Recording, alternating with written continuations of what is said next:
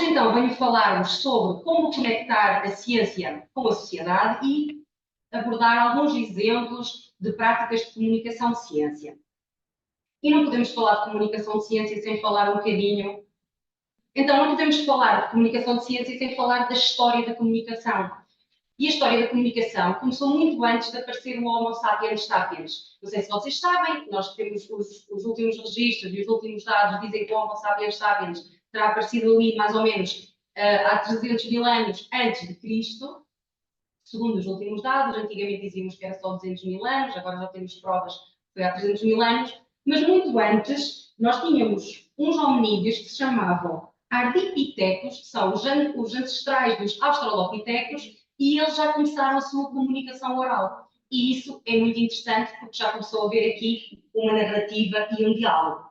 E depois foi-se avançando no tempo, na linha do tempo. O storytelling, que são os contadores de histórias, apareceram então com os primeiros Homo sapiens sapiens. Fomos andando por aqui fora. Apareceu o teatro 6 séculos antes de Cristo. E depois a primeira imprensa escrita, impressa verdadeiramente, foi em 1440.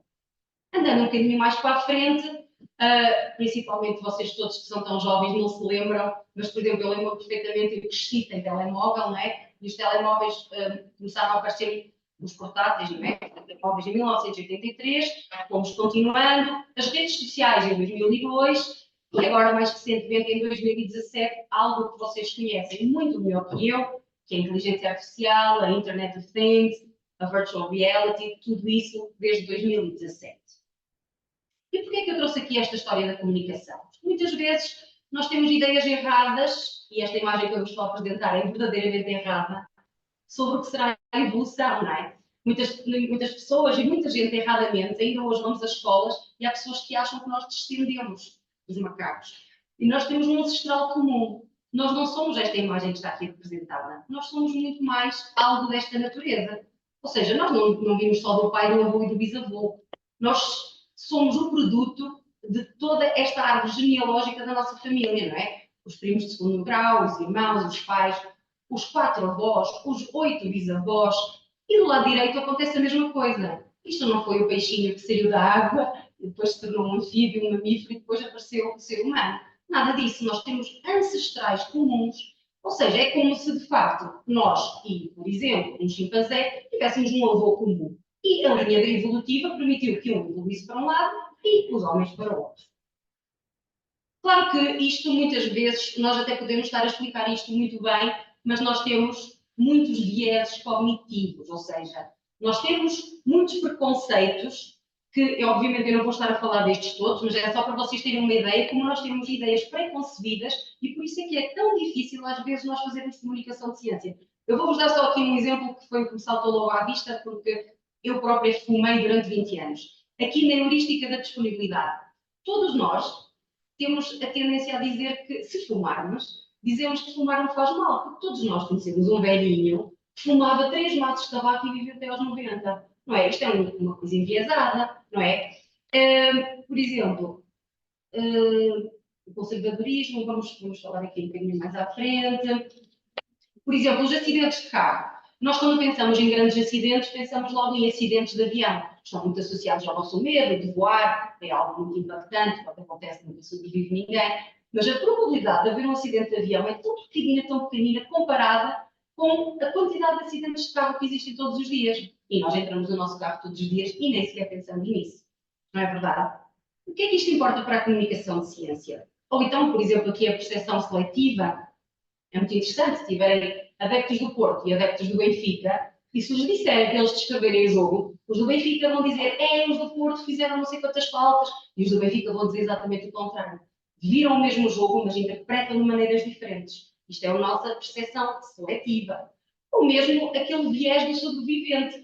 Também dizemos sempre, ser jogador de futebol é muito fácil. Ser jogador de futebol, não, o Ronaldo é jogador de futebol, o Messi, há tantos jogadores aqui até do grupo desportivo do Bragança. Porquê? Nós só sabemos os que conseguiram chegar lá. Nós não conhecemos a história dos outros 99 que não conseguiram ser jogadores de futebol e finaram a fazê-lo. Mas aqui, para a nossa comunicação de ciência, se calhar importa mais este viés da confirmação. Ou seja, nós tendemos a procurar informações que confirmem as nossas crenças e ignoramos informações que as contradigam. Este é o tal viés da confirmação. Por isso é que é tão difícil ter conversas inteligentes sobre futebol, religião ou política. Ok? Depois, sobre a heurística da disponibilidade, eu vou dar aqui outro exemplo, sem ser o de fumar, nós tendemos sempre a sobreestimar, a darmos muita importância a eventos que são facilmente recordados. Eu vou dar um exemplo. O vulcão das Canárias é algo que nós temos muito presente. Houve muitas imagens sobre aquilo, é um fenómeno climático bastante grave, mas até é muito raro. Mas, por exemplo, todos os nossos atos do dia a dia que estão a levar às alterações climáticas, nós não estamos a ter isso em consideração e parece que os subestimamos. Compreendem? Ou seja, as coisas que têm cobertura mediática também são mais facilmente enraizadas na nossa forma de pensar e corroboram um pouco mais as nossas crenças. O que é pena, não é? Porque, por exemplo, como cientista do clima, isto é altamente frustrante. E o mundo é muito isto. Toda a informação que nós colocamos é sempre contestada. Se eu puser na internet que isto é uma caneta, vai haver alguém dizer que não é uma caneta, vai alguém dizer que é outra coisa qualquer. Há muitas batalhas de peritos, há sempre o pós e o contra. Por um lado, tem coisas boas, temos um maior empoderamento dos consumidores. Claro que, se os consumidores não tiverem a informação certa, isto também não é bom. Temos muitos pânicos de saúde e desastres ambientais, como nós sabemos. Temos uma confiança polarizada nas redes sociais. Ou seja, vocês muitas vezes reparam que as pessoas dizem coisas nas redes sociais que nunca teriam coragem de nos dizer cara a cara. Pois não. E pronto, todos atrás de um ecrã somos todos muito valentes e temos todos muitas opiniões. A internet, infelizmente, é o principal mídia e também há mídias dominantes no mundo e nós sabemos como isso tem tido influência em coisas tão importantes como as eleições nos Estados Unidos e outros contextos políticos que vão condicionar um pouco também mais, na minha opinião, a nossa liberdade. Com tudo isto é preciso fazer um trabalho mais aprofundado. E uma coisa que podemos fazer é este poder da narrativa, não é? Nós sabemos que se nós contarmos histórias, temos mais ligações cognitivas no nosso cérebro do que simplesmente se estivermos a ouvir alguém a debitar dados. E isso está provado cientificamente, há alguns estudos que comprovam, não é? Vamos então passar à parte que importa. Então nós já sabemos que o mundo está nesta situação, que as próprias pessoas e a sociedade têm a sua própria forma de pensar e acham que estão sempre corretos e encontram mecanismos para validar todas as suas crenças. E nós sabemos que é importante existir ciência. E aqui vocês são mais especialistas do que eu. Vocês serão um pouco confusos, eu só vou explicar brevemente, vocês sabem isto melhor que eu. Como é que se faz ciência? Colocamos uma hipótese, vemos quais são os resultados que obtemos, através de observações e de resultados, e depois temos que os interpretar. Haverá estudos que vão corroborar as nossas hipóteses, e então temos estudos que suportam a hipótese, outros que se opõem à hipótese, não é? Conseguimos também inspirar-nos e rever as nossas hipóteses, às vezes é preciso mudar um bocadinho a linha da nossa investigação. Vamos testar estas ideias e passa ali para a análise da comunidade científica, não é? Os vossos pares vão escrutinar o vosso trabalho. Se tudo correr bem, que é o que nós desejamos, vocês publicam papers, conseguem avançar na vossa carreira científica, há a construção de novas teorias científicas, a ciência vai avançando. E então, depois isto vai para a sociedade e tem estes tais benefícios e outcomes, que é o que aparece assim aqui, não é? Isto traduz-se em quê? Desenvolvimento tecnológico, que vocês muito bem fazem aqui no CEDRI, por exemplo, conseguem endereçar assuntos societais, podemos resolver problemas que a sociedade precisa de resposta, e eu acho que a ciência tem que dar resposta a muitos problemas sociais, conseguimos construir conhecimento e satisfazemos a nossa curiosidade, que eu acho que é a parte mais divertida. Um cientista tem que ser sempre alguém curioso e querer fazer mais e melhor, também um bocadinho neste sentido de resolver problemas. Muito bem, este flowchart do nosso conhecimento, então, os cientistas fazem investigação, têm papers publicados em revistas dos colegas, há estas publicações, estes press releases, os mídias muitas vezes aproveitam os resultados da vossa investigação e isto chega ao público. Agora, eu acho que aqui, entre o press release, os mídias e o público, qualquer coisa se perde. E por isso é que achamos que é importante existirem pessoas a fazerem comunicação de ciência. Porque por muito que existam estes jornalistas de ciência, aqui este triângulo é muito interessante, porque é normal, os cientistas falam muitas vezes até que os gabinetes de comunicação de ciência das suas universidades podem ser preparados para depois a ciência que os press officers vão traduzir de forma mais facilmente chegar aos jornalistas, porque nem todos os jornalistas são especialistas em ciência, aliás, a maioria não é. E é muito importante que haja também aqui pessoas intermediárias, podem ser press officers, podem ser diretores de centros de ciência viva, que ajudam estudantes de doutoramento a preparar-se para falar para o público, e depois podem haver outros atores, outros mediadores. E isto é muito importante haver esta ligação entre os cientistas e dentro das próprias instituições que os cientistas se sintam apoiados na forma como vão transmitir a sua ciência. E então, por que é que a comunicação de ciência importa verdadeiramente? Se os cientistas já estão tão bons, se já temos gabinetes de comunicação tão importantes e que sabem fazer o seu trabalho, e se já temos jornalistas que vão pegar nas peças escritas que estes pré-officers comunicaram, por que é tão importante fazer isto? Eu pus aqui este símbolo, sabem que eu gosto muito de música rock, e para quem escreve química, isto é o símbolo químico do chumbo, que em inglês quer dizer lead. E Led Zeppelin era uma banda dos anos 70 de metal. Isto eu tirei daqui do Science and Rock and Roll, de uma galeria que esteve no Discovery Center, e vão ser os meus separadores agora, ok? Antes de avançar, então, eu acho que é importante que tenhamos noção que é importante para os cientistas comunicar por dois motivos muito grandes. Então, o primeiro é porque se os cientistas comunicarem de forma eficaz, mesmo entre os seus pares, a vossa ciência vai prosperar, certo? Vão conseguir ter mais colaborações e vão conseguir mais financiamento e melhor emprego. Ou seja, em termos de carreira científica e de objetivo científico, eu, como cientista, quero ter melhor financiamento, quero fazer melhor ciência. Tudo bem, vocês podem não querer fazer comunicação de ciência. E está tudo bem. Não temos todos que fazer comunicação de ciência, até porque há muitos cientistas que não têm jeito para fazer comunicação de ciência. Saberem comunicar ajuda-vos a escrever artigos científicos de melhor forma, serem mais concisos e também vos ajuda a ser o quê? Melhores professores. Muitos de vocês dão aulas e saber comunicar é muito importante. Vocês têm que chamar a atenção dos vossos alunos para que eles fiquem tão entusiasmados quanto vocês por aquilo que estão a explicar. E isso vai ajudar a criar uma melhor geração de cientistas. Ou seja, isto é tudo bom para a ciência. E eu só estou aqui dentro da minha redoma, dos nossos laboratórios, da nossa instituição científica. Mas claro que eu acho que é muito importante os cientistas também saberem comunicar eficazmente para audiências vastas, para não cientistas, porque isto reforça a percepção pública do apoio à ciência, que é muito importante. Se calhar 90% das pessoas do nosso país não trabalham em ciência e nós temos que os convencer que a ciência é importante e que a sua compreensão ajuda à compreensão da sua relevância, não é? E também encoraja esta tomada de decisões mais informadas a todos os níveis, principalmente governos. Isto é muito importante. Os governos não são muito bons a compreender a ciência, nem a transmiti-la, ok? Isso é muito importante os cientistas estarem presentes e também às nossas comunidades onde vivemos e aos indivíduos. E também é importante, e agora até achei bastante piada, eu tinha posto este slide e fui depois de ler tudo o que o projeto STEP faz. E o que o projeto STEP faz é isto, torna a ciência acessível a públicos tradicionalmente que são mais excluídos e ajuda a tornar a ciência mais diversificada e inclusiva. Isto tem que ser um desígnio da ciência. Temos que realmente sair dos muros das universidades e, já que todos nós que pagamos impostos e pagamos o financiamento das vossas investigações, temos todo o direito democrático a ter acesso à ciência que vocês produzem. E é sempre muito bom que cientistas como vocês, e acho que a esmagadora maioria das pessoas que estão nesta sala, falam muito bem, com muita maestria, e aproveito também para agradecer todas as vezes que colaboram com o Centro de Ciência Viva.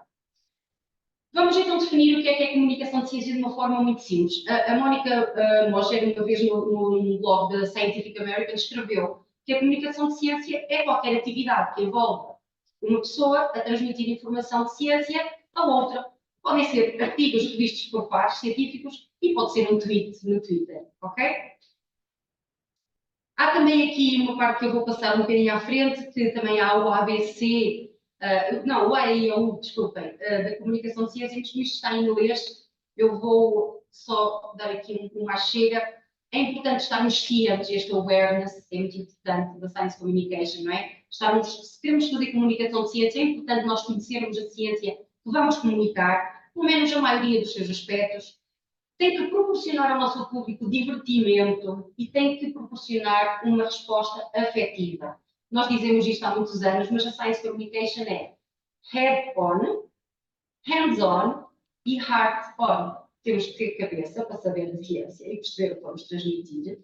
Temos que fazer qualquer coisa experimental e prática, encher, porque isso provoca mais aquele jargão muito científico que é o engagement, o envolvimento, mas depois temos que nos ligar efetivamente à experiência que estamos a ter, que é para ela se tornar inesquecível, não é? Depois também temos que ter interesse, não é? E que haja muitas pessoas que voluntariamente se envolvam na comunicação de ciência, ter opiniões, ajudar a formar opiniões, a reformar, a mudar de opinião. É tão bom quando acontece algum avanço científico e nós somos, de facto, impelidos a mudar de opinião, porque nós temos que ter a consciência que a ciência só avança quando há ruptura com as teorias anteriores, não é? A ciência é baseada quando nos colocamos nos ombros dos gigantes, não é? Ou seja, quando todos os cientistas do passado chegaram até aqui, nós podemos estar nos ombros deles e ver mais longe. É uma frase que o Newton dizia e é muito importante, porque a ciência vive desses avanços e não tem problema nenhum. É tão bom quando podemos refutar uma teoria, porque perante novos dados científicos, ela, de facto, pode ser refutada. Isto aqui também constitui um problema, por exemplo, contra os negacionistas, não é? Os negacionistas têm 100% de certeza de tudo o que dizem. Um cientista não. Um cientista tem que dizer, à luz do melhor conhecimento do momento e dos dados científicos, tenho 99,99% de certeza que a Terra é redonda. Mas nunca vamos dizer a 100%. Por acaso, a Terra é redonda podemos dizer a 100%. Mas há outras coisas que não podemos dizer. E então este combate fica muito desigual. E por isso é tão difícil combater as fake news. E espero que vocês e as pessoas que nos estão a ouvir aqui no Zoom assistam à palestra de 8 de fevereiro, que vai ser a Diana Barbosa a proferir, porque ela vem falar precisamente deste tema, porque ela é especialista neste tema, e acho que é muito importante nós todos também estarmos cientes de ferramentas que nos ajudem a combater as fake news. E depois compreender a ciência, o seu conteúdo, os seus processos. Lá está, mais uma vez, é importante perceber como é que se faz ciência e é isso, os fatores sociais. E a comunicação de ciência pode envolver praticantes de ciência, mediadores e outros membros do público em geral. E agora vou-vos deixar aqui um pequeno vídeo interessante, que eu achei muito interessante, porque no fundo é a história da Terra, contada com obras de arte. Isto é uma forma de fazer comunicação de ciência. O texto reporta muito, é um texto que tem algo de comunicação de ciência, mas este vídeo foi para promover um museu que existe em Vilnius, na Lituânia. E eu acho muito piada este vídeo e vou partilhar com vocês, porque às vezes, utilizando obras de arte e tornando isto uma comunicação de ciência mais afetiva, conseguimos também transmitir uma imagem. Existe som. In the beginning, there was nothing. Then there was an explosion. We don't know what happened exactly, but things started moving. The particles began to connect. New worlds were being born, as well as all kinds of stars, planets, stellar swarms, and galaxies. Many years later, when patience completely ran out, Earth appeared. She was bustling with millions of life forms, out of which somehow the human was quite a success. Hyenas, on the other hand, not so much. Humans were restless. Humans couldn't sit still. So they came up with families, tribes, and myths. They loved nature. They were procreating and wondering at night what else to do. Civilizations, cultures, and wars began. Later on, instruments, engines, and technological prosthetics appeared. At the same time, nerves cracked and bombs were dropped. Then it became unpleasant for a while, so there was a need for nature and meditation, for people to catch their breath, to be good. Therefore, in 2018, on October 18th, a human opened a museum for other humans to watch what yet other humans had been doing with their lives. They said it was interesting. By the way, a little bit later, after a few billion years, everything was over and there was nothing again. Then there was an explosion. É um bocadinho nihilista este vídeo, mas eu achei muito interessante porque foi para promover a abertura de um museu e às vezes podemos ser imaginativos e como é que através da arte também vou contar um bocadinho a história da Terra e da humanidade e vocês repararam que ele também falou ali da pandemia, quando ficou tudo quietinho por um momento. Gostei muito deste vídeo e vamos fazer um conceito de ciência viva assim também. Gente, então, no fundo, a ciência nunca está finalizada até ser comunicada. Isto é um passo fundamental e nós tivemos um projeto muito interessante entre 2013 e 2015 chamado Ciência Bragança, que alguns de vocês participaram. Por exemplo, eu escrevi este MUPI, que estiveram espalhados pela cidade de Bragança, fizemos 625 produtos entre artigos de jornal, artigos de rádio e coisas tão interessantes. Os cientistas da Universidade de Sheffield já sabiam há imenso tempo. Primeiro nasceu um ovo, mas não era o ovo da galinha. Uma ave ancestral colocou um ovo que sofreu uma mutação e deu origem à primeira galinha. Mas porquê é que nós, em 2024, ainda continuamos a dizer isso é como aquela história, nasceu a primeira galinha um ovo. E eu estou sempre a gritar para a televisão, não, nasceu primeiro um ovo. Ou seja, há coisas da comunicação de ciência que às vezes ainda precisam de ser melhoradas. Quem é que pode ser o nosso público? É muito importante termos o público em consideração. Porque, de facto, nós, quando comunicamos ciência, não temos que comunicar ciência para nós. Nós temos que comunicar ciência para quem nos está a ouvir. Quem é que está daquele lado? Quem é que tem interesse em ouvir? Temos que tentar fazer esse exercício. E mesmo os decisores políticos podem ser públicos, os próprios cientistas podem ser públicos. Se tiver um sociólogo, certeza que não percebe de Internet of Things. Então, pode ser público de um cientista que estude a Internet of Things. Os mediadores de ciência, como nós, também somos público. E depois há imenso público indiferenciado, eu vou passar à frente. Ou seja, o público são todas as pessoas da sociedade. É um grupo muito heterogéneo e tão multifacetado e imprevisível como os próprios indivíduos que o compõem. Podem ser cientistas, mediadores, decisores, público em geral, público mais atento. Fizemos outro dia um café de ciência sobre inteligência artificial, tivemos a sorte de lá alguns alunos do CEDRI que já são público interessado, que já têm conhecimentos prévios. E isto é muito bom porque também nos ajuda a ter uma conversa e um diálogo muito mais profícuo. Agora, alguns exemplos de que forma é que nós comunicamos ciência. Temos uns modelos tradicionais que são muito standard. Claro que há muitos outros exemplos. Eu vou só falar dos 3 modelos que nós usamos mais, não é? Que é o modelo de disseminação. Uma pessoa fala, o outro ouve. Acho este muito aborrecido, tenho já a dizer. E, aliás, por isso é que tantas aulas da universidade às vezes nos custam tanto. O professor está 1 hora a falar e nós estamos 1 hora a ouvir. Há um modelo de diálogo, isto funciona muito bem em exemplos como o café de ciência, não é? Nós estamos a dar informação científica e estamos a ouvir o feedback do público. Muitas vezes, especialistas, ou então, também muito interessante, muitas vezes leigos, que nos fazem perguntas que nós vamos ter que aprender a simplificar a nossa ciência para aquela pessoa em específico saber compreender.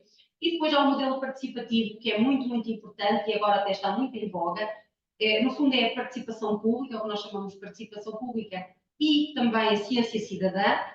Os investigadores fazem investigação, o público pode dar feedback e depois deste feedback os investigadores podem incorporar os pedidos que as pessoas fazem e as preocupações na sua investigação. Eu vou dar um exemplo muito concreto. Em 2016 e 2017 nós organizamos vários grupos de trabalho numa iniciativa chamada Laboratórios de Participação Pública. Tínhamos um tema que era o desporto. Então eu convidei 30 pessoas, muitas que estavam ligadas ao desporto, outras nem tanto, amigos, conhecidos, para debatermos que linhas de investigação é que os cientistas que investigam a área desportiva deveriam investigar. E foi muito interessante, porque chegamos a uma série de conclusões, pegamos nessas conclusões dos stakeholders, não é? Das pessoas que estão interessadas em que o desporto tenha uma grande expressão em Bragança, e demos essas linhas essas opiniões e essas sugestões aos cientistas do IPB. Curiosamente, algumas linhas de investigação já estavam a ser seguidas, foi muito interessante, mas o público nem sabia. Ou seja, já estava a falhar em qualquer coisa. Era importante que os cientistas também dissessem: isso que você disse, nós já estamos a estudar. E depois pensaram: olha que interessante, nunca tinha pensado nesta linha de investigação. E talvez uma aluna de doutoramento pegue nisso e ajude a que também as ânsias da sociedade sejam satisfeitas, porque as pessoas têm muita cultura e têm muita bagagem, podem não ser especialistas naquela área, mas a opinião de qualquer pessoa é válida, por isso é que vivemos numa democracia. Então foi isto que eu estive a falar agora, vou passar um bocadinho à frente. A ciência cidadã é um bocadinho diferente, não é? É nós colocarmos os cientistas no centro da investigação, recolha de dados. Por exemplo, um exemplo fantástico de ciência cidadã são os astrónomos amadores. Em Portugal existem, eu posso dizer, umas largas centenas de astrónomos amadores que, em várias plataformas, conseguem submeter dados, ou então, por exemplo, se vocês conhecem o site Biodiversity for All, vocês também podem, se avistarem uma borboleta muito rara, podem tirar uma fotografia, meter no site, depois os cientistas vão analisar esses dados e é sempre muito interessante o público, porque no fundo são muitas mais pessoas a recolher dados e isso vai ser depois estudado pelos cientistas. Vou só dar aqui alguns exemplos muito rápidos de ações de comunicação de ciência que podem ser feitas, não é? As típicas palestras, a ciência cidadã. Nós, no nosso centro, também temos o envolvimento de muitas organizações não governamentais.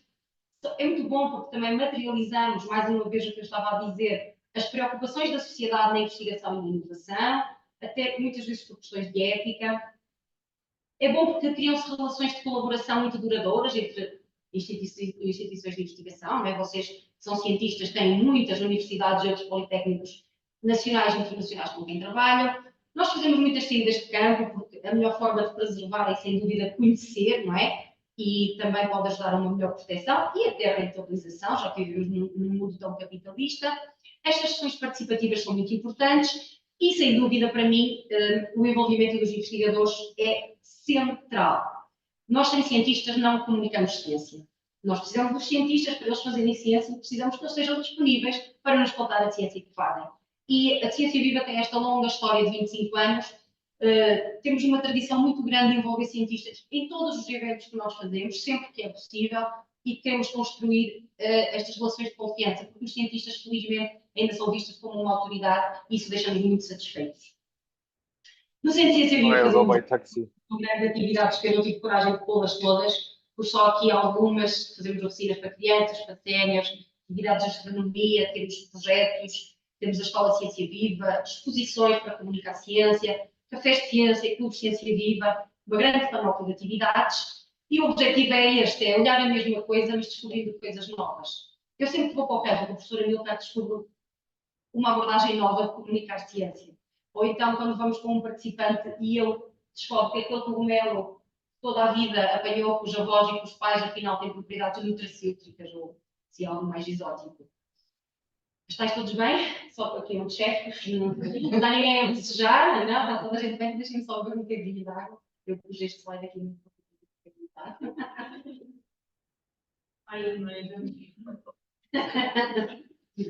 eu tenho que confessar que quem me apresentou estes slides foi aqui do Science of Rock and Roll, foi o meu amigo Luís Azevedo Rodrigues, que é o diretor do Centro de Ciência e Lagos. Obrigada, Luís, não sei se estás a ver, depois eu mando-te isto gravado para tu ver, te agradeci.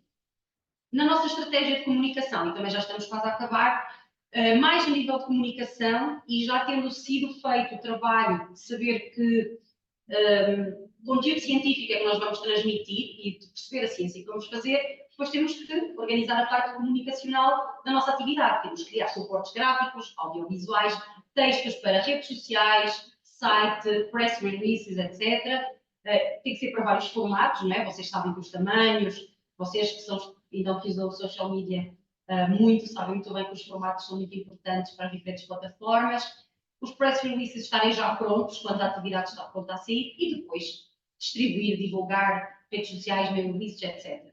Obviamente que centros de ciência viva temos sempre muito pouco dinheiro, somos associações de fins lucrativos, poucos centros têm designers, então temos nós que nos especializar e fazer estes formatos, estes conteúdos audiovisuais e podemos usar uma série de sites que são gratuitos, usar o Canvas e pronto. E nunca nos esquecermos que um póster impresso não é a mesma coisa que um banner no Facebook.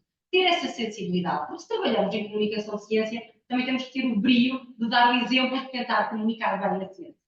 Ter textos apelativos, estar sempre disponível para falar com os jornalistas, todos os jornalistas de Bragança acho que têm o meu telemóvel, estar sempre disponível para divulgar e dirigir a informação adequada aos destinatários. Ou seja, nós nunca podemos dizer que uma atividade é para todo o público. Não, há coisas que são específicas para crianças dos 6 aos 10, que tem um determinado nível de entendimento do mundo. Se eu fizer um café de ciência sobre inteligência artificial, eu sei que o meu público vai ser mais pessoal da área da tecnologia ou pessoas mais adultas, não é? E então ter também este foco que o grupo é importante. Isto são os tais websites. Por exemplo, este é muito interessante, as galerias de arte, tudo que intersecciona ciência e arte eu acho que tem muita piada, acho que é muito interessante. Podem usar muitas coisas. Algumas dicas para divulgar ciência, dar estrutura circular ao texto, não é? Vocês escrevem artigos, é importante retomar a introdução na conclusão, não é? Começar com uma interrogação, mesmo que depois não a consigam responder, mas se tu começares com uma interrogação, o público fica logo a pensar, ai meu, está a ser a resposta? Ficam logo curiosos. Desperta-se logo o bichinho da pergunta, não é? E às vezes começar com um clichê e desconstruir. Por exemplo, se eu estiver a falar de astronomia, eu posso dizer uma coisa como quando está a lua cheia é a melhor altura para cortar o cabelo. Eu não sei se é, se não é, mas já ouvi isso tanto nas cabeleireiras que eu vou, que eu fico a pensar, será que é, será que não é? E depois vou desconstruindo até chegar à ciência pura e dura. Mas esse gancho, esse bait que nós damos, funciona, ok? Ter uma narrativa com história, algumas personagens, introduzir um episódio que já vos aconteceu a vocês. Começar com uma história pessoal não tem problema nenhum, não precisamos dar todos os detalhes, mas falar da nossa experiência, isso torna-nos humanos. E o que as pessoas querem é conectividade, não é? Também é bom citar pessoas que sejam autoridades na matéria. Eu, se der uma palestra sobre o risco, eu lembro-me sempre do Alexandre Quintanilha, que já me fez uma palestra sobre o risco. Ele é uma autoridade, é alguém que as pessoas conhecem, que é deputado à Assembleia da República.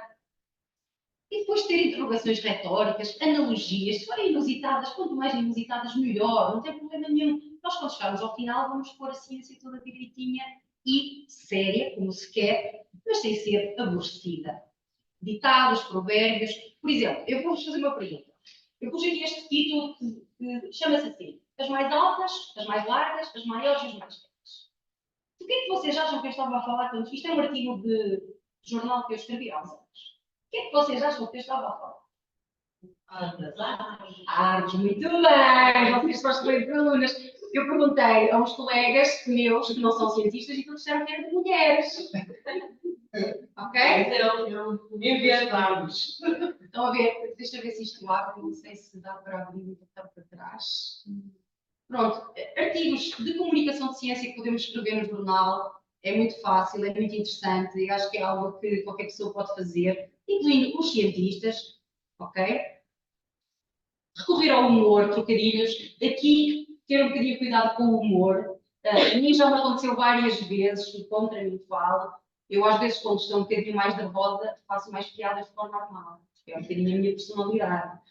Nem sempre é bom, ok? Tenho cuidado com isso, eu falo por experiência própria, porque às vezes depois vou rever o que disse e pensar, meu Deus, se calhar devia ter refriado aqui um bocadinho o humor, mas pronto, também não é grave. Utilizar, então, o suficiente a terminologia científica e académica, também é bom, e citar e referir a outras autoridades na matéria, como tínhamos referido.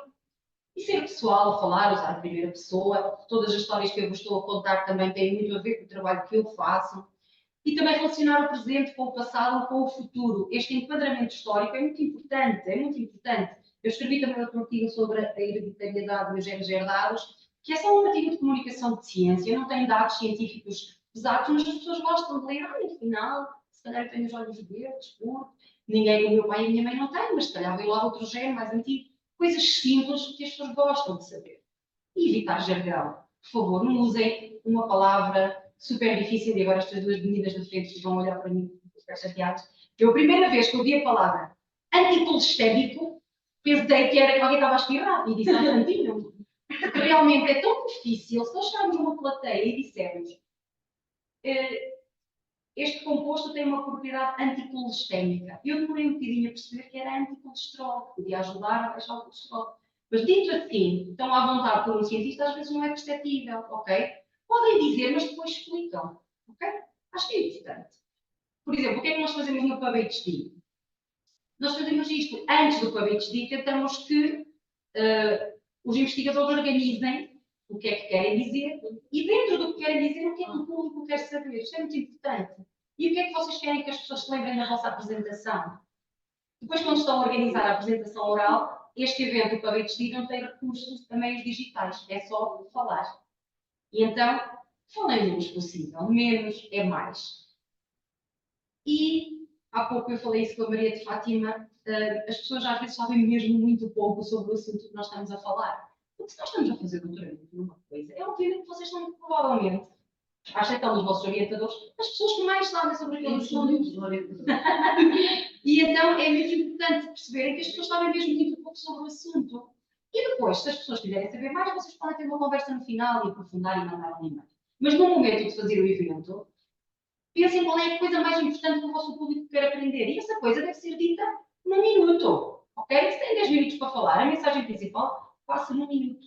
Não é preciso estar 10 minutos a dizer a mesma coisa. Ok? Escolher muito bem as palavras, tem que ser relevante para o público. Ok? E a mensagem tem que ser convincente, memorável e inspiradora.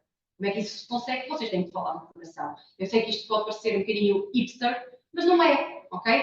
Nós somos seres humanos e por muito que sejamos sérios, rigorosos, científicos, que eu acho muito bem, importantíssimo, também temos que ser pessoas, estamos a falar para outras pessoas e temos que, de facto, falar com emoção e paixão. E quando nós gostamos do nosso trabalho, acho que vocês podem ver pela minha cara que eu gosto mesmo muito daquilo que eu faço. E depois outra coisa, treinar em casa. Foi uma coisa que eu não fiz para esta apresentação, que já passei o tempo. E cronometrar, ok? Treinar com os amigos e família no café. Quando vocês acharem que são irrelevantes, isto foi uma imagem gerada por inteligência artificial, quando vocês acharem que são irrelevantes a comunicar ciência, tipo, eu sou cientista, mas se calhar sou irrelevante. O que vocês precisam é alimentar-se de ideias, é estudar. E depois muitas coisas que vocês podem fazer, podem ler livros, comunicação de ciência, podem ler uma série de artigos online, quando vamos todos lá ao Web of Science, ou aos Scopus, e estamos só a ver coisas para a nossa tese de doutoramento. Não, também podemos ler coisas sobre comunicação de ciência. E são tão fáceis de ler estes artigos que são altamente compreensíveis e podem participar em congressos, comunicação de ciência. Por acaso, aqui, tenho tempo que não se veja isto aqui, Ana Isabel, porque tu estás aqui nesta fotografia. A Ana Isabel está aqui nesta fotografia a fazer um encontro com o cientista, os meninos da Escola Ciência Viva. Aqui fui eu a dar formação aos colegas do novo Centro de Ciência Viva de Angola. Temos que fazer reuniões de projetos, fazemos conteúdos digitais. Na altura da pandemia tivemos que nos adaptar. Esta sou eu aqui a fingir que era uma atriz e a representar uma cientista portuguesa muito conhecida. Não precisam de ver isto ao YouTube, ok?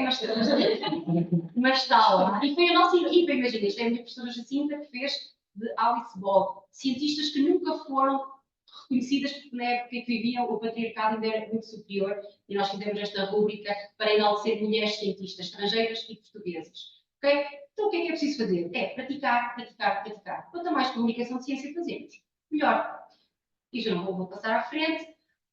A inteligência artificial também entra na comunicação de ciência, também vou passar esta parte à frente, porque todos vocês agora que estão a trabalhar com inteligência artificial sabem no que se pode adequar, não é? Pode ser na investigação, no ensino, na divulgação, nas redes sociais, etc. Claro que tem muitas coisas a favor, não é? 90% dos profissionais de marketing dizem que ela é eficaz para criar conteúdo. 85% dos utilizadores dizem que aumenta a personalização do conteúdo e aí a generativa poupa aos profissionais mais de 3 horas, às vezes, numa peça de conteúdo. Claro que tem contra, nunca substitui a perspectiva humana de criação de conteúdos e as ferramentas também devem ser usadas para complementar e não para substituir totalmente o trabalho humano, não é? E a coisa mais interessante de ouvir em ciência não é eureka, não é, eu descobri uma coisa, sou um cientista super importante. Não, para mim continua a ser descobrir uma coisa, isto é tão divertido, isto foi tão bom de descobrir. E isto foi um cientista russo que dizia. E para terminar, vou-vos deixar um vídeo inspirador, porque visitar museus e centros de ciência podem ter estas coisas. Isto é do Museu de Boston, que foi uma empresa, uma agência de publicidade que fez, obviamente isto está muito bem feito, e vou-vos só deixar com isso para vos inspirar a fazerem mais comunicação de ciência. Estão todos convidados para visitar o Centro de Ciência Viva. Eyes, ears, nose, mouth, hands. Experience drives the imagination to places wonderful, joyful, and mysterious. By seeing, feeling, and touching what is, we picture what isn't yet. And then questions flash, gears turn, pencils fly, Imaginations explode. Because we're inspired to figure out, to invent, to create, and maybe, just maybe, to make the world a better place. Museum of Science. Imaginem que isto é o Centro de Ciência e é quase igual. Obrigada!